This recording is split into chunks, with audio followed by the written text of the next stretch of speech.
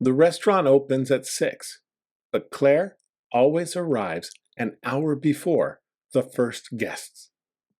She uses that hour to walk the room, check the tables, and go through the reservation book one more time. Tonight, Mr. Tanaka has a table for 4 at 7 o'clock. His name is easy to recognize. He comes in regularly, and he is particular about the details. He always requests the corner table near the window. Claire checks the table herself.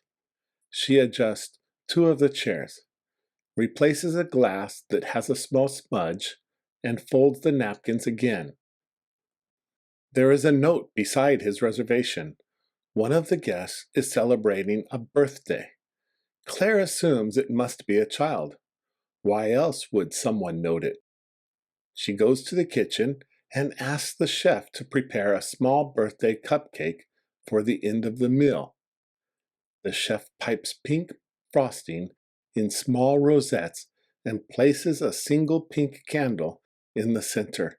It is quite a pretty thing. Mr. Tanaka arrives at 7 exactly. 3 guests follow him in. Claire scans the group quickly. There are no children. She greets them at the door and leads them to their table.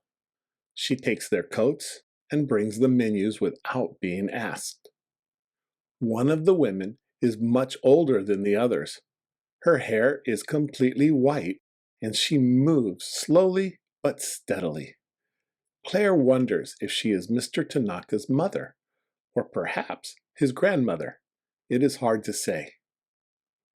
The evening moves at a comfortable pace. The orders come in smoothly, the food goes out on time, and the table stays relaxed. Near the end of the meal, Claire looks at the cupcake waiting in the kitchen. It is a little too cute. Pink rosettes and a pink candle for a table of adults? However, the chef is too busy now to make a new one. She brings it out anyways. The older woman notices it first. She stops mid-sentence and her eyes go wide. Then she laughs, a quiet, surprised laugh, the kind that comes before you have time to decide whether to laugh or not. She leans forward and blows out the candle carefully.